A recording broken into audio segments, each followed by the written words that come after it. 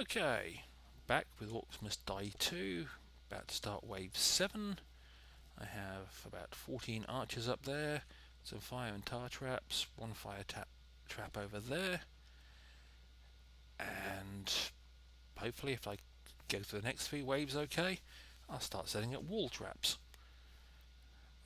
Off we go with wave number 7. Unleash the horde, press number 8, wait for them to appear, and that thing, if it explodes over your traps, it basically disables your traps, which is not a big deal at this point because I don't have many traps down there, but they can be a bit of a problem later. And these are the heavy orcs, and that was worth, I didn't see, it was about 35 I think. Let's just get rid of this bleeding troll.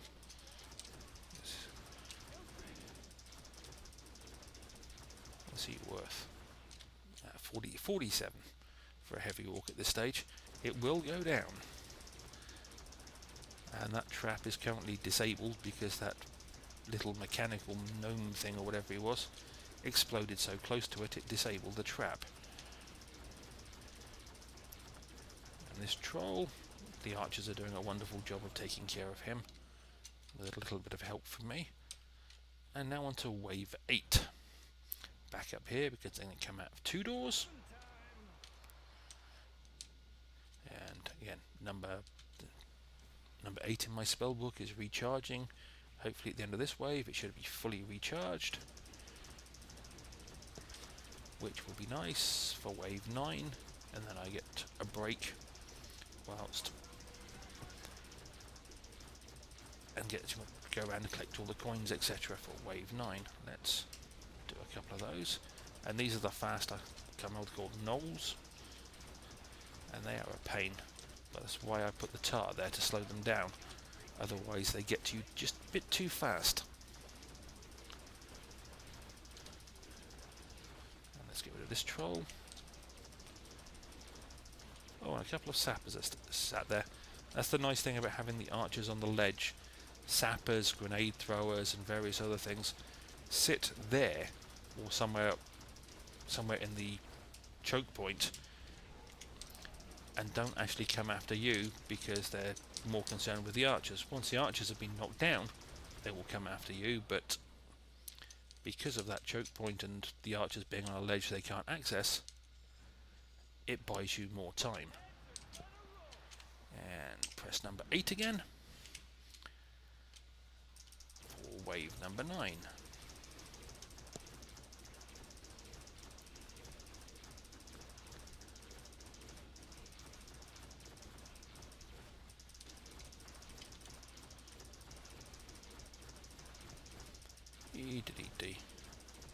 It's a bit of a massacre at this point, but it does get harder. Oh, and I get a skull, which, as you saw when I started, I've got 1360, so it's really not that much use to me to get another skull. I'd rather have money, so I can put traps down faster. But it is what it is, and we can only do what we can do. So let's go pick up all the coins.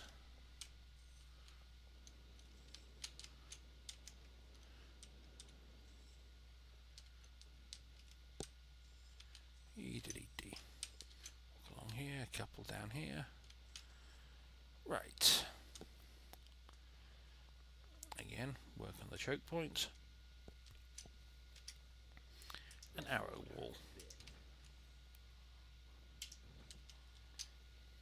A bit more tar.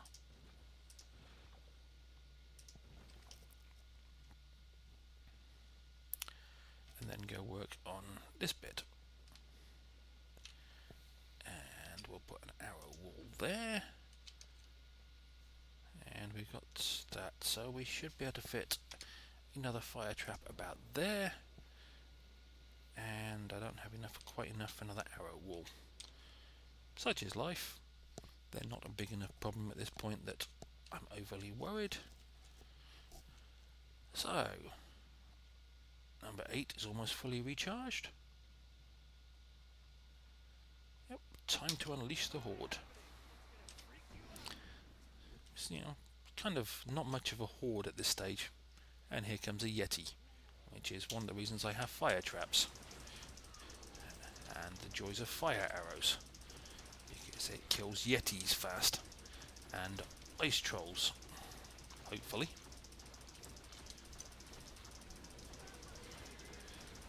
And here comes that null, and let's do that, which freezes everybody and turns them to stone, and I hate these little buggers. And they just die. Thank you.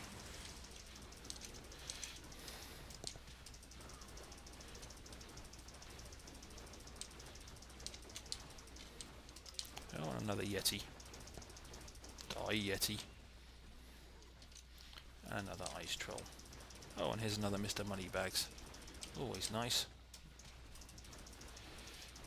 Yes, I've got the staff where if you slam it down on the ground, it turns a certain radius around you, everything to stone, which is nice if you suddenly find yourself faced with something you don't directly want to fight, or you're in a bit of trouble. But of course it does take mana. And this is wave 11, which is the second of the 3 waves, so number 8 hasn't recharged yet. And you see I've got 3,000 gold for setting traps when I next set traps, which should be after wave 12, because I shouldn't need to add any more until that point. That's the stuff I've got. The choke point should stop them, he says, hopefully. This swamp troll is being a bit more resilient than I might have hoped. And these earth elementals are not bad at this stage. They get bigger and nastier after a while, but they're a fair bit of cash. And arrow walls are very effective, especially if they've got fire arrows. Okay, again, apart from against things like fire trolls, fire ogres, which they are not very effective against. And this swamp troll got through, so a bit of lightning stopped him. Right, wave 12, number 8 is ready again. Here we go.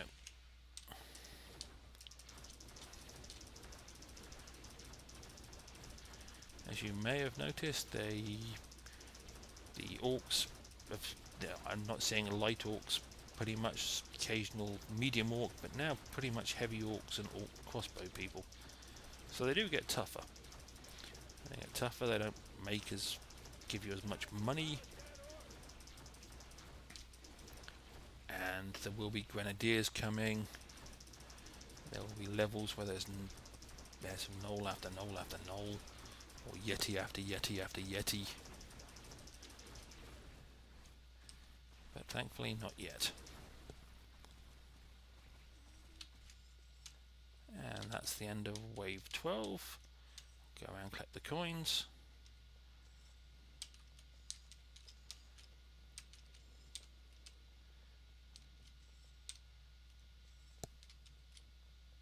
Oops, there's one around here somewhere. Ah, there it is, right next to the health bottle. I try and avoid using the dropped health bottles and dropped mana bottles until I've got a really heavy wave coming at me.